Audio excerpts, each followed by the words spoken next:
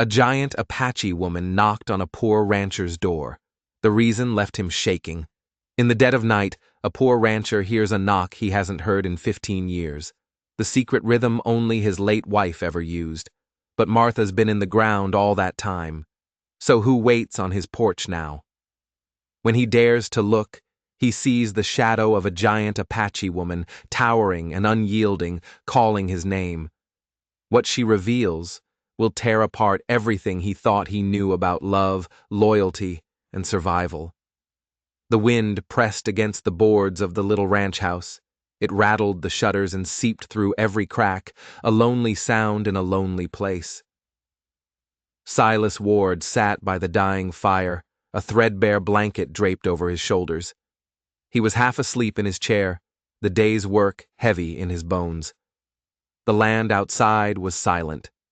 It was the kind of silence that came only in the deepest hour of night, when even the coyotes had finished their song and the world held its breath. That was when it came.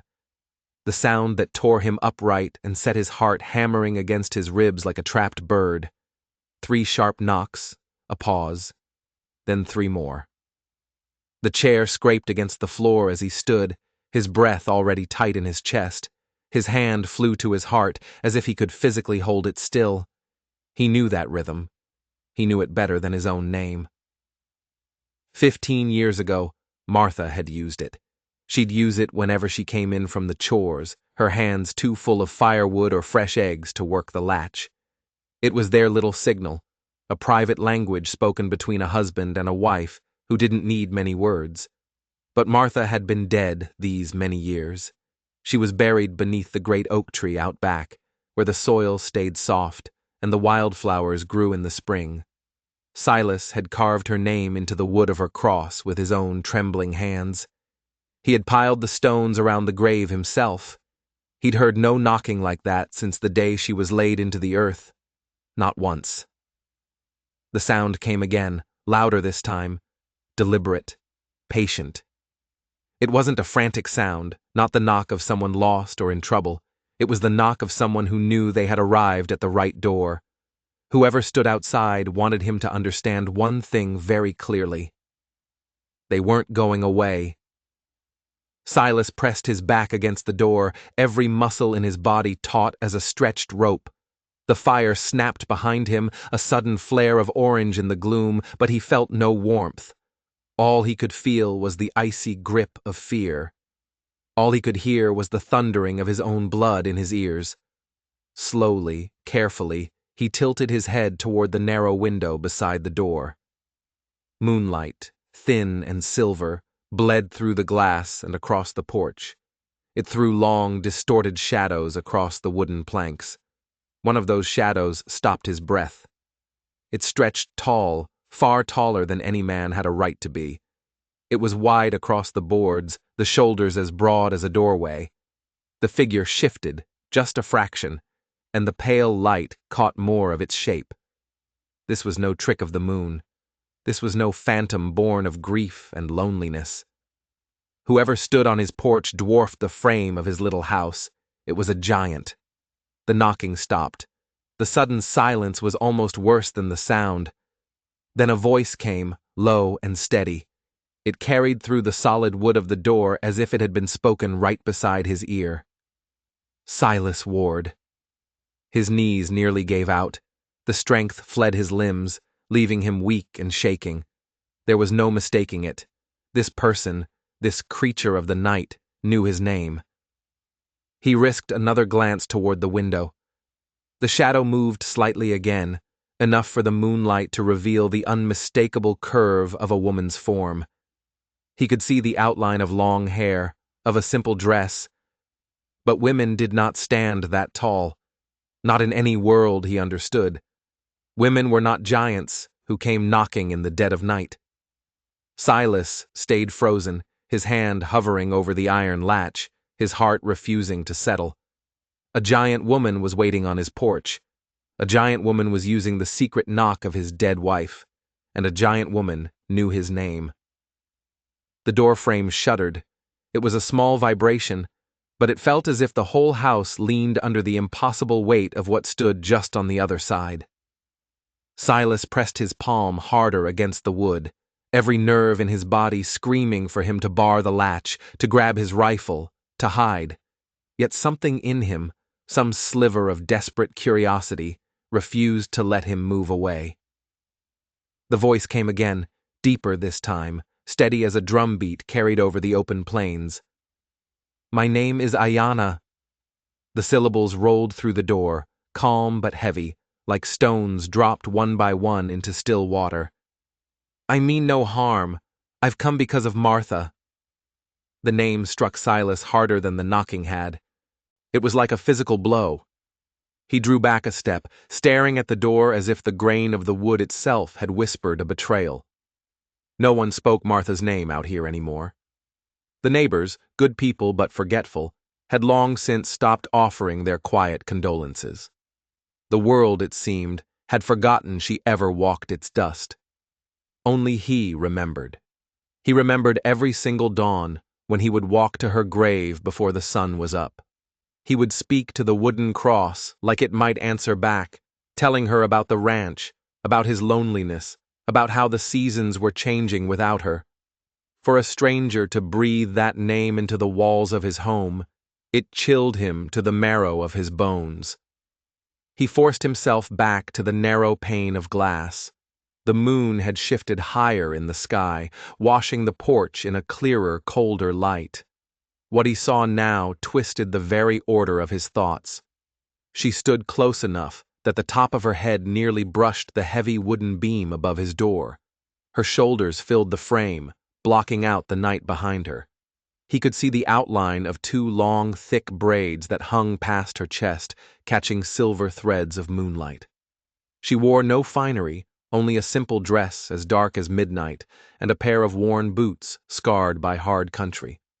Her size was monstrous to his eye, something out of a tall tale. Yet she stood with a quiet grace, as if her immense weight barely pressed upon the earth. She was still, patient, waiting. Silas's mouth had gone dry. His own voice was a stranger to him when he finally spoke, rasping and thin. "What do you know about Martha?" The words betrayed the tremor he fought so hard to hide. The woman's head tilted. Though her features remained half-veiled by shadow, he felt the unnerving steadiness of her gaze. "She was my sister," Ayanna said. Each word was slow, deliberate, sharp as a piece of flint. Then, after a breath that seemed to stretch for an eternity, she added, "Not by blood, but by life lived. She walked among us, Silas, for years before you ever knew her." Silas staggered back from the door as if he'd been struck. The floorboards creaked under his boots. He wanted to laugh, to spit at the sheer absurdity of it, but his heart gave him no permission. Laughter was a world away. Martha had never spoken of such things, not once. In 15 years of marriage, of shared meals and silent companionship, she had never mentioned an Apache sister. She had never hinted at another life. Her past, as she told it, was simple. A farm girl from a quiet family, lost to sickness long ago. Yet here was this towering woman on his porch, her voice carrying both impossible strength and an odd, unsettling gentleness. And she was speaking his wife's name as though she carried it close to her heart, like a precious, secret thing. Outside, the silence stretched again, thick and heavy. Then Ayanna spoke once more, her voice softer now, almost pleading. "Please, Silas Ward, open this door. You need to hear what she left for you." The fire had burned down to embers. Their faint, dying glow cast the small room in a restless red light. The shadows danced on the walls, making the familiar space feel alien and threatening. The voice came again through the door, and this time it was different. "You rise at dawn," Ayanna said. Her tone was unhurried, as if she were reciting something she had known for a very long time. "You carry no hat, no coffee, only silence." Silas froze. "You walk to the oak where she lies," the voice continued, relentless. "And you speak to her before the sun crests the ridge. You speak as though she still listens." Silas's breath caught, sharp and painful, in his throat. His hand, which had been reaching for the latch, fell to his side.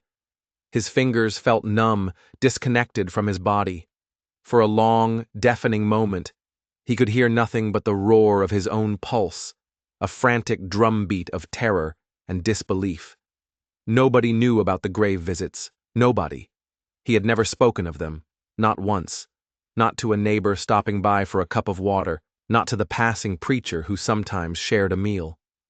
It was the one part of his day he kept entirely sacred, a private ritual he thought belonged only to him and to the silent woman buried beneath the oak. It was his secret communion with his grief. Yet this stranger, this giant of a woman from the dark, had named it as clear as scripture. She had seen into the most private corner of his soul. His voice came out hoarse, a strangled whisper that barely carried across the room. "Who told you that?" "Martha did," Ayanna replied, her voice as certain as the rising of the sun. "She told us much, before she left this world. Enough to bring me here now, to your door." Silas shook his head, a useless gesture the woman could not see. The room seemed smaller suddenly, the air thicker, as if the walls themselves were leaning in to listen. "She was fevered at the end," he whispered, speaking more to himself than to the woman outside. "Said things that made no sense. Strange names, words I didn't understand. The doctor said it was just the sickness talking." Ayanna's reply came steady, without a hint of doubt. "The sickness didn't speak, Silas. Martha did." He could feel the weight of those words pressing in on him. "You think her words were nonsense because they were not meant for you?" Ayanna said. "They were meant for us, for those who knew her true life." A protest rose in his chest, hot and fierce. He wanted to shout, to deny it, to call her a liar. But the words faltered before they ever reached his tongue, because he remembered. He remembered those long, terrible nights at Martha's bedside. He remembered her eyes, distant and unfocused, her lips shaping sounds that were like prayers in a language he'd never heard before. He had held her hand, smoothed her brow, and convinced himself it was just the mind's final, tragic unraveling. Now, that memory sat differently inside him. It felt like a stone pressing deeper and deeper into the soft soil of his thoughts. He turned toward the window again, drawn to it though he wished he were not. The woman's shadow had not moved. It was still there, patient, unyielding, waiting. "You lie," he whispered, though the words had no strength, no conviction. "She was my wife. I knew her better than anyone." From outside came the soft reply, so calm, so certain, that it made the hair rise on his arms. "Then why did she hide so much from you?" The question sank into him like a hook, sharp and merciless. It snagged on 15 years of shared memories, pulling them into the harsh light of doubt.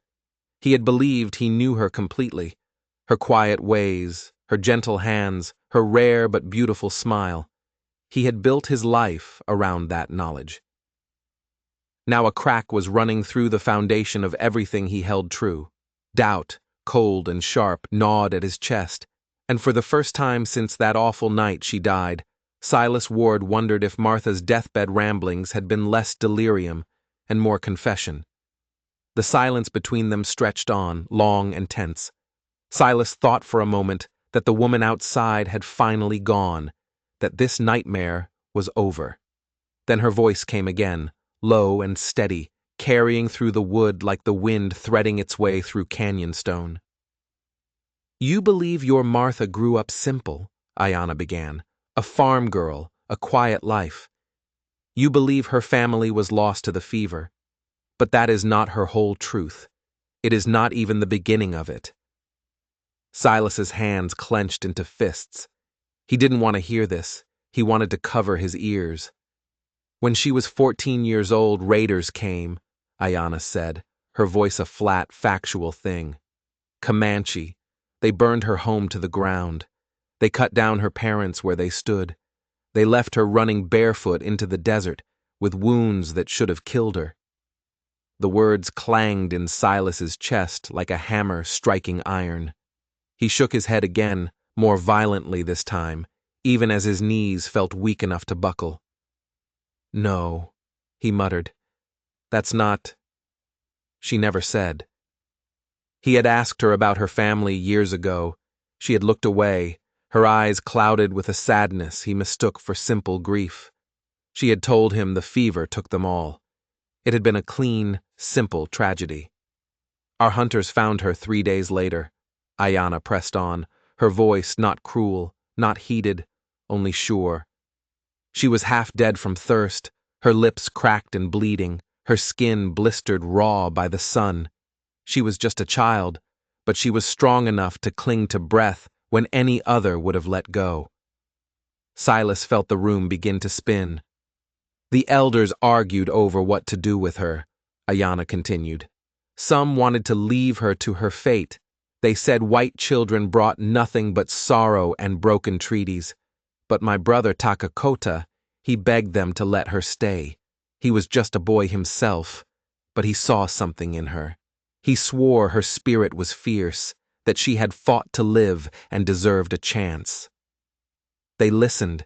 She was taken in. She was brought to our camp." Silas stumbled back a step, the floorboards groaning under his weight. He tried desperately to summon the image of the Martha he knew, the gentle woman who stitched his worn shirts by the firelight, the woman who read scripture in a soft, quiet voice on Sunday mornings, the woman who laughed so rarely, but so sweetly when she did. He saw her hands in his memory, small and steady as they poured water into his cup. He could not reconcile that woman with this impossible image. A girl, bloodied and alone, stumbling through a desert wasteland. A girl surviving on sheer will alone. A girl living among Apache warriors. "She learned fast," Ayanna's voice went on, pulling him back from his memories. "She learned our words, our songs. She learned how to read the signs in the earth and the sky. She listened more than she spoke. She worked harder than anyone ever asked her to, and she never once complained." Silas could believe that part. Martha had always been a hard worker, never one for complaint. "The women of the tribe came to trust her," Ayanna said. "She hunted beside us. She carried wood from the forest. She fetched water from the stream. She tended the wounds of the hunters. In all the ways that mattered, she became one of us. She became our sister." Silas pressed a trembling hand to his brow, his breath coming in short, sharp gasps. His Martha, his quiet, soft-spoken wife, living among the Apache, swinging a bow, chanting songs he'd never heard. The thought buckled something deep inside him, something essential. It felt like a betrayal, even though he didn't know why. Ayanna's voice lowered, carrying a new weight now, a weight that seemed to sink right through the door and into the floor beneath his feet. "She bore the mark of her place among us, Silas, a physical mark." Silas stared at the door, his eyes wide. A mountain lion came down from the cliffs one winter, desperate with hunger. It attacked the camp. Martha fought beside our women, driving it off with fire and spears. Its claws raked her shoulder before we killed it. She carried that scar for the rest of her life. Silas's blood ran cold. He knew the scar, of course he knew the scar. It was a jagged, pale thing across her left shoulder blade. He had traced its edges with his fingertips 100 times. She'd told him it was from falling off a horse as a child, on her father's farm. A simple accident, a simple story. He had believed her without a single question. Now the lie lay bare, exposed in the cold moonlight, and it stung worse than any blade. It wasn't just a lie about a scar. It was a lie about who she was, where she came from, what she had survived. He sank onto the edge of a wooden chair, his body suddenly too heavy to hold itself up. He stared at the door, but he wasn't seeing the wood anymore. He was seeing 15 years of his life, and he was seeing them with new, terrified eyes. Martha, the woman he had loved, the woman he had married, the woman he had buried with his own hands, had lived a life he had never truly known. a stranger's life, a hidden life. And he was left alone in the dark, wondering just how much of their years together had been truth at all. The wind rattled the loose boards in the eaves of the house. It was a hollow, mournful sound that seemed to echo Ayana's words long after she fell silent. Silas sat rigid on the chair, his knuckles white where he gripped the edge, as though the wood itself might steady him against the storm that had blown into his life. For a long moment, he said nothing.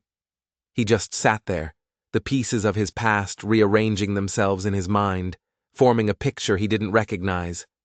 Finally, with a voice that barely rose above a whisper, he asked the question that burned in his throat. "Why now? After all these years? Why come to me now?" Ayana's massive shadow shifted on the porch, the bulk of her frame cutting off the pale wash of moonlight. When she spoke again, her tone carried the weight of something rehearsed, something carried across great distance and many years. "Because she made me promise." The words hung in the air, simple and heavy.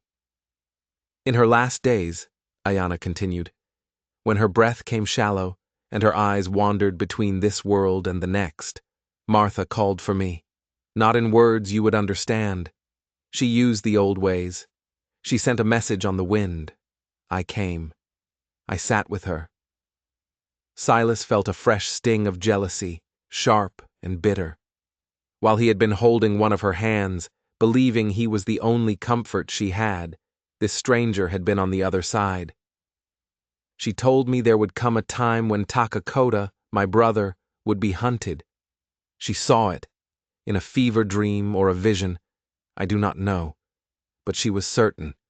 When that time came, she said, 'I must seek you out.'" Silas felt the name like a stone dropped into the still water of his mind. Takakota, the brother who had once begged for Martha's life, the boy, now a man, who had lived in the shadows of Silas's ignorance for 15 years. He had never heard the name until tonight, yet somehow it felt bound to him now by threads he couldn't see. "Martha told me," Ayana went on, her voice unwavering, "that you would not turn from this, that you would stand where other men would not. She said you were a man who kept faith, even when the cost was high." His throat tightened. He thought of Martha, lying weak and fevered in their bed. He thought of her entrusting another with her final, desperate charge, not him. It stung like a betrayal. He was her husband. Why hadn't she trusted him with her own past? Yet beneath the sting of that wound lay something heavier, a responsibility he could feel settling over his shoulders like a weighted cloak. He had been chosen for a task he'd never asked for, named in a promise he hadn't known existed. He was a part of her story, whether he liked it or not. "What danger?" he asked at last, though a cold dread in his gut told him he already knew the kind of danger that hunted an Apache man in this territory. Ayana's answer was as grim as he'd feared. "Takakota has been accused of killing a white settler, a man named Morrison. The territorial marshal hunts him now, with rifles and rope. They want no trial. They only want a hanging." Silas's chest constricted. He knew the name Morrison. A hard man. A man with too much money in his pockets and a greedy glint in his eyes. Morrison had been buying up land all over the valley, pushing out smaller ranchers. He wasn't well liked, but he was white. And now he was dead. And the blame was laid squarely at the feet of an Apache brave. "You expect me to hide him?" Silas said, his voice raw with disbelief and fear. "Here? They'll hang me too." "I expect you to keep Martha's promise," Ayana replied. The gentleness was still in her tone, but her words carried the unyielding weight of iron. "She gave me her faith in you, Silas Ward. She believed in your heart. Do not let her memory down." The fire popped in the hearth behind him. A single bright ember leaped free from the grate and landed on the dark floorboards. It glowed red for a moment, a tiny point of heat and light, before fading to ash. Silas stared at it, and he felt the same choice burning inside him. To refuse would be safer. It would be sane. He could bar the door, wait for morning, and pretend this night never happened. To accept might mean ruin. It might mean a noose with his name on it. But it was Martha's voice, carried through this giant Apache woman, that haunted him most. Even from the grave, she had reached out and bound him to this single, terrible moment. His choice was no longer just his own. The house seemed to lean with the weight of her next words. Ayana's voice carried no hesitation, no room for misunderstanding. It was a simple, terrifying statement of fact. "He is already here," she said. Silas looked up, his blood turning to ice. "Takakota," she said, her voice dropping to a near whisper. "He rests beneath your feet, in the root cellar." Silas felt the air leave his chest in a ragged, painful rush. His eyes darted toward the back of the small house, toward the heavy trap door in the floorboards. The door he'd walked over 1,000 times without a single thought. That dark, cool space where he kept sacks of potatoes and Martha's jars of preserves, now sheltered a fugitive. A wanted man. A man accused of murder. His hands, which had been limp at his sides, curled into tight, shaking fists. "You brought him here? Onto my land? Without my permission?" Ayana did not flinch. He could feel her stillness through the door. "We brought him here 2 hours ago while you slept. Martha told us you were always a heavy sleeper." Silas's throat tightened, a knot of fury and dread rising together. He opened his mouth to shout, to curse her, to tell her to take her brother and run. But the sound of horses cut him short. It wasn't one horse. It was several. Hoofbeats, fast and sure, drumming against the hard-packed earth, carrying more than one rider. They were close. And they were coming closer. He spun to the window. Across the dark sweep of his land, he saw it. Torchlight. A handful of bobbing, angry lights, closing the distance to his homestead with grim purpose. Ayana's voice came through the door again, lowered to a tense whisper that was more urgent than any shout. "It is Garrett." The name alone sent a shiver of pure dread through Silas. Marshal Garrett. His reputation traveled faster than his horse. A hard man, a merciless man. His law was carried in a holster on his hip. If Garrett thought an Apache had murdered a white settler, no amount of pleading or proof would stay his hand. Garrett shot first, and only much, much later did he trouble himself with words like trial and proof. Silas's mouth went dry. He took a step toward the door, then stopped, caught in a terrible trap. He was caught between the need to act and the paralyzing terror of what any action might bring. If the marshal searched his place, if he so much as stamped his boot in the wrong spot, the root cellar would be found. And with it, Takakota, harboring a fugitive, an accused murderer. It would damn Silas just as surely as if he'd pulled the trigger on Morrison himself. Yet to cast the man out now into the path of Garrett's posse would mean breaking Martha's promise. It would mean sending a man to his death. The hoofbeats grew louder, a thundering that seemed to shake the very foundations of his small house. The glow of the torches flared against the windows, painting the room in strokes of panicked, dancing light. Silas's heart pounded so hard it drowned out the crackle of the dying fire. He looked at Ayana's shadow through the glass. She was steady as stone, unshaken. She did not move toward escape. She did not seem afraid. She waited. For him. His breath shuddered in his chest. Every instinct for self-preservation screamed at him to throw open the door, to declare his innocence, to wash his hands of this Apache and the impossible promise of a dead woman. But another voice rose inside him, Martha's voice, faint but certain, a memory carried through the years and through the giant woman who stood guard outside his home, a voice that spoke of keeping faith even when the cost was high. The riders slowed. They were in his yard now. Voices carried across the dirt, sharp and cold. Marshal Garrett's command rang out, a whip crack of sound that left no room for argument. "Silas Ward, we need to talk." Silas closed his eyes. His fingers brushed against the cold iron of the latch. His choice pressed down on him, heavier than any weight he had ever borne in his life. To betray the truth of his wife's past, or to keep faith with her grave. The torches burned like restless, angry stars across the yard as Marshal Garrett swung down from his horse.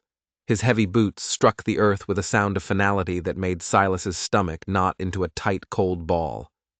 The man was broad, his long coat dark against the night, a silver badge glinting in the torchlight.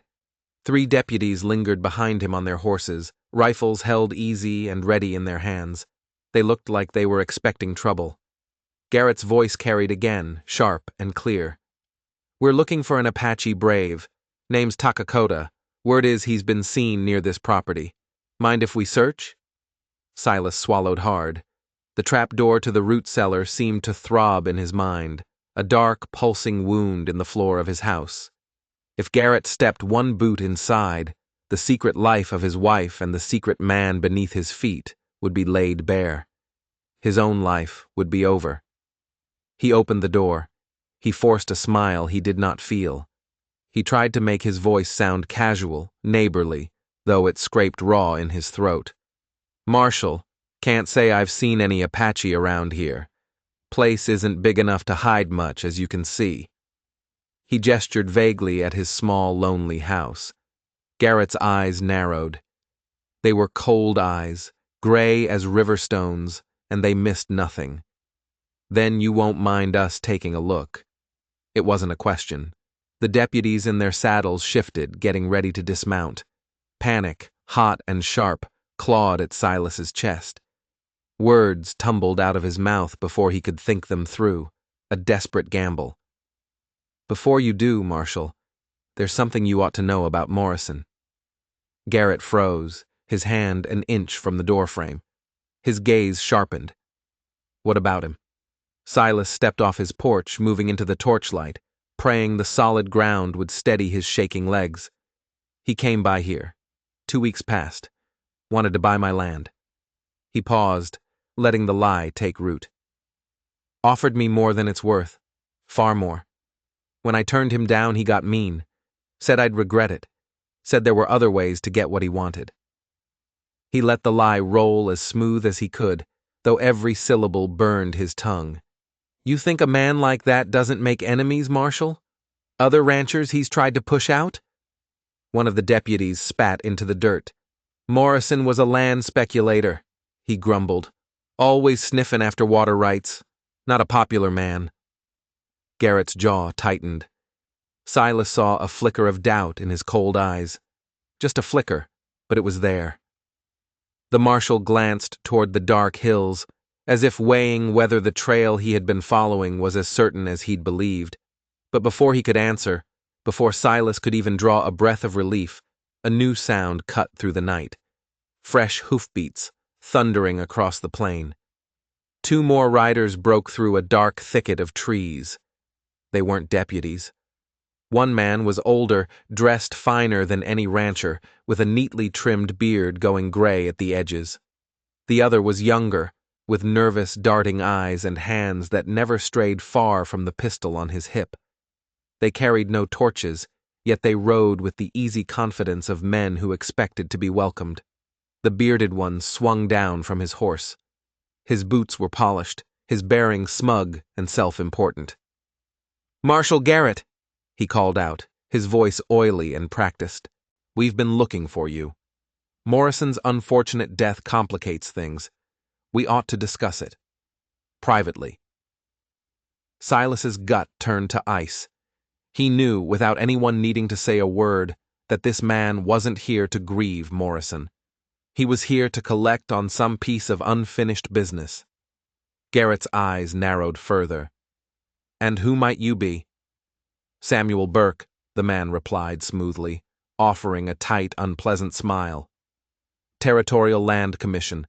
This here is my associate Henley. We have dealings to settle."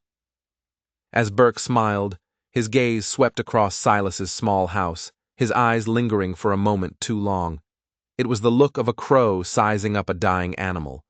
And in that single chilling moment, Silas understood.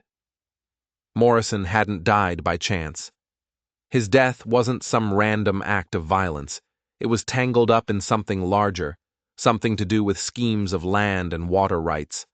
And it involved men with enough power to bury the truth under the weight of the law itself. Burke's smile never reached his eyes. He drew closer to the marshal, speaking with the quiet ease of a man who believed the land beneath his feet was already his. Morrison overreached, he said plainly, his voice dropping so only Silas and Garrett could hear. Tried to cut us out of the deal. Thought he could go crying to the governor with his little complaints about our methods. A foolish man. Burke let out a soft chuckle. He got exactly what he deserved. His words rang in the cold night air, shameless and dripping with certainty. Garrett stiffened, his body going rigid. His hand hovered near his pistol. But Burke's men were quicker. Two more riders, who had been hanging back in the shadows, urged their horses forward. Rifles shifted in their hands.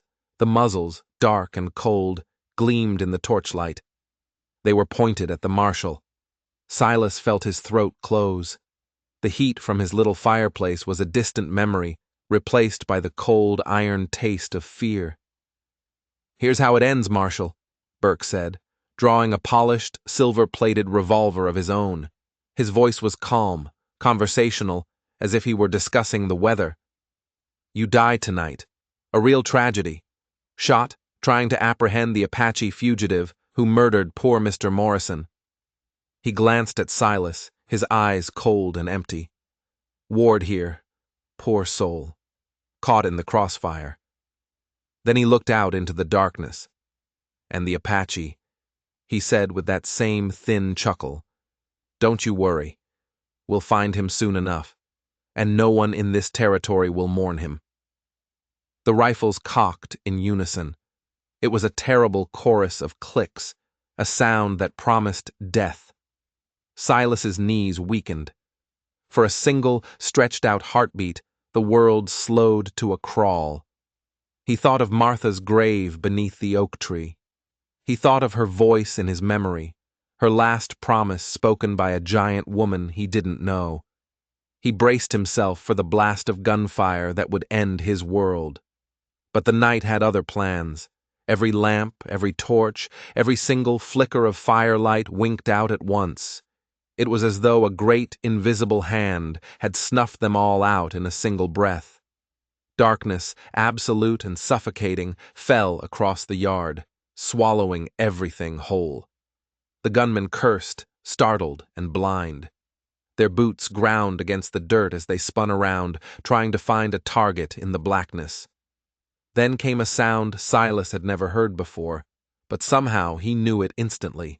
The sharp, clean whistle of an arrow cutting through the air. A cry of pain erupted from the darkness. Burke spun, staggered, a strangled shout tearing from his throat. An arrow was jutting from his shoulder. Another arrow hissed through the dark. It struck the scar-faced deputy square in the chest with a sickening thud. He dropped with a choked gasp, his rifle clattering into the dust. Panic tore through the men. Their shots exploded wild into the night, bright orange sparks flashing like lightning in the oppressive dark. Bullets whined past Silas's head, thudding against the walls of his house. He threw himself flat on the ground, the earth shaking beneath him as boots scrambled and horses shrieked in terror. Through the shadows, shapes began to move. They were too swift, too silent, too sure-footed to be ordinary men. Ayana's towering form loomed up near the porch, a giant silhouette against the faint starlight. Her long braid whipped behind her as she drove a massive fist into a gunman's jaw. The crack of bone carried even over the chaos of the gunfire. Another man screamed as a warrior broad as a stone wall tore a rifle from his hands and swung it like a club, shattering bone and ending the fight in a single brutal motion. And in the blackness beyond the fallen torches, Takakoto was everywhere at once. Silas glimpsed him only in flashes. A lean, swift figure, loosing arrows with an uncanny, fluid speed. He would appear, fire, and then vanish back into the dark before the muzzle fire could find him. Each whistle of his bow carried death. Each cry of pain was another enemy falling. Burke shouted orders, clutching his bleeding shoulder, his voice thin with panic and rage. "Light the torches! Find them! Shoot them!" But the order of things had collapsed. His carefully arranged execution had turned into a terrifying battlefield that he no longer controlled. His men were being picked off one by ghosts in the night. Silas pressed himself against the dirt, his heart hammering against his ribs. He was watching the impossible unfold. He was watching a dead woman's promise come to life in a flurry of arrows and shadows. The night belonged to the Apache now, and every arrow that found its mark drove home the truth. The promise Martha had left him was alive, and it had come to fight by his side. The yard was a wreck. It was littered with the aftermath of the fight. Rifles lay abandoned in the dust. The groans of the wounded mixed with the restless, nervous stamping of frightened horses. The torches lay where they had fallen, guttered and broken, some trampled out completely. Smoke from the spent gunpowder still hung heavy and acrid in the air.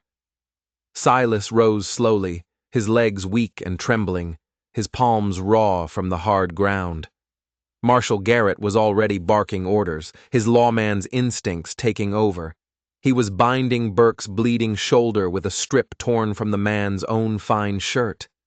He was disarming the surviving, terrified deputies and Burke's men. Yet Silas's eyes were not on the law or the prisoners.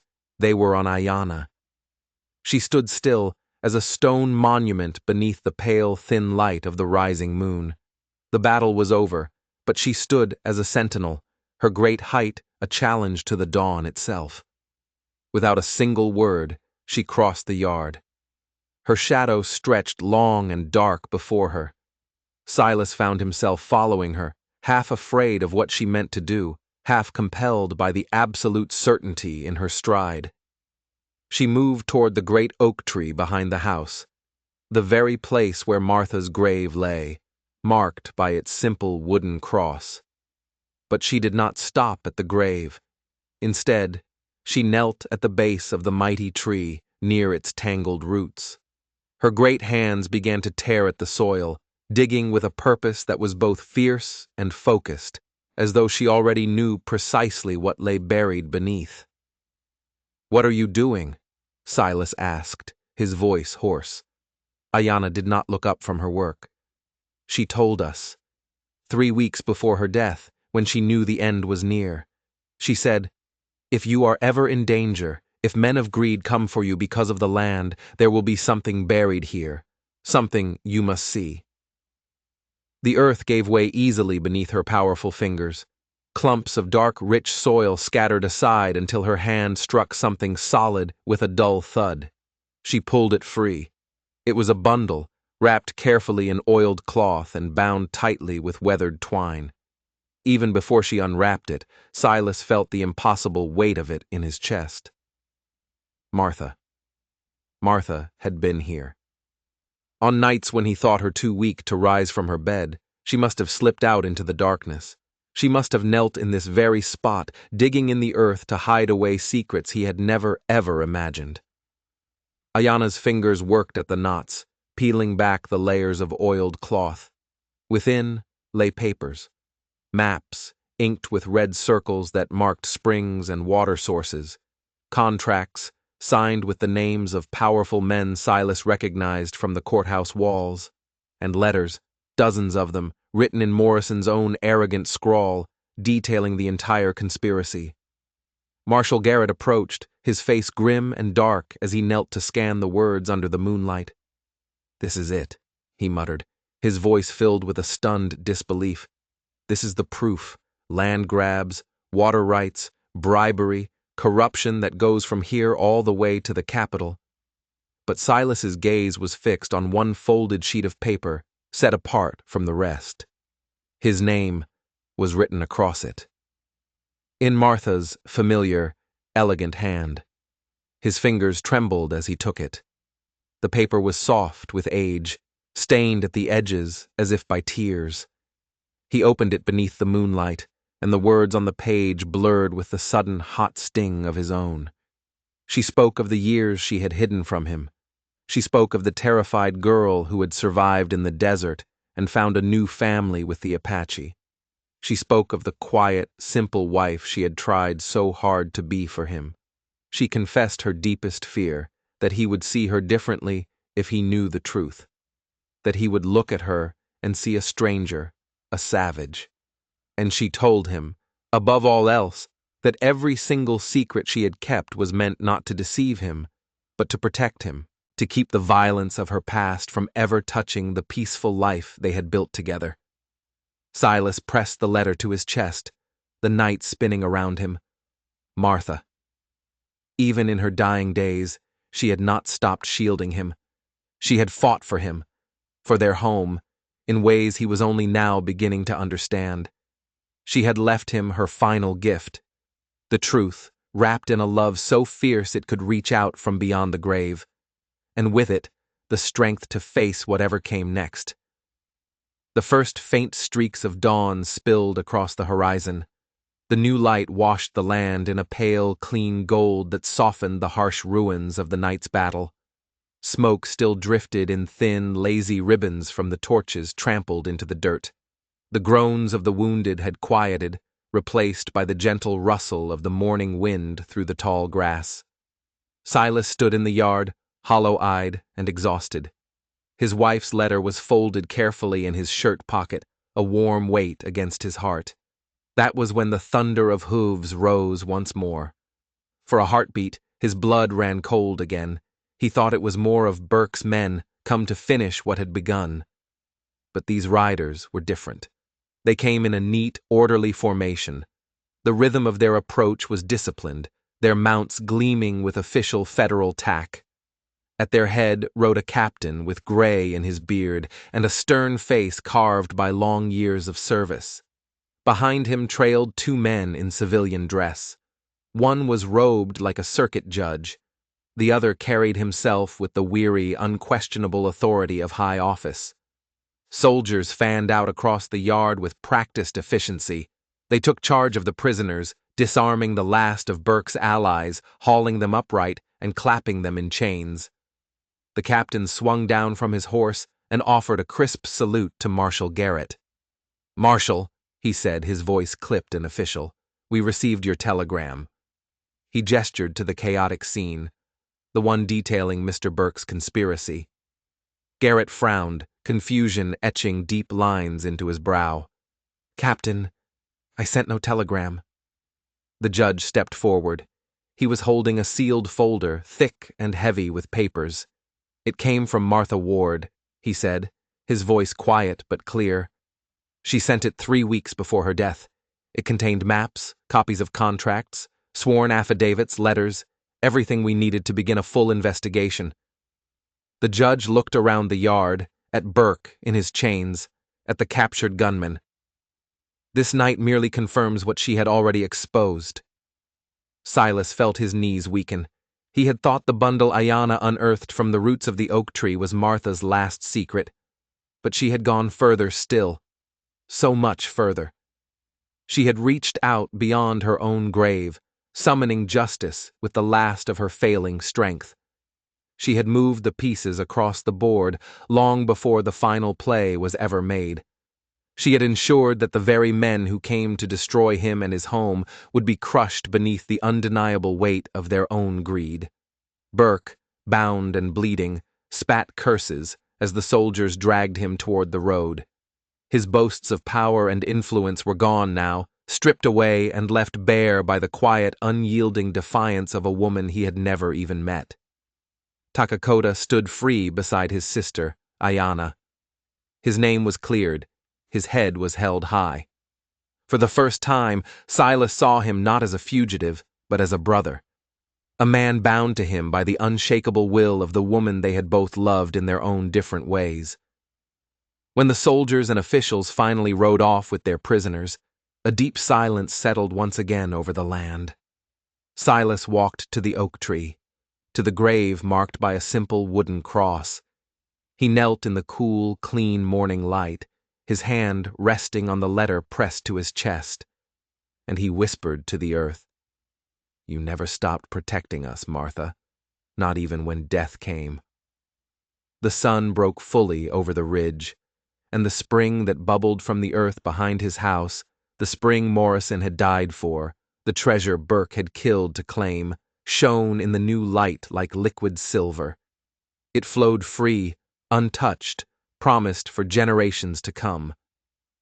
Silas bowed his head, and for the first time since Martha's passing, he felt not only grief, but a fierce, enduring gratitude that was as bright and as clear as the morning sun. If you enjoyed this story, click the video on your screen now to watch another unforgettable tale where courage and destiny collide in the untamed frontier. Don't forget to subscribe and consider leaving a super chat to help us keep bringing you more stories like these. Your support means everything.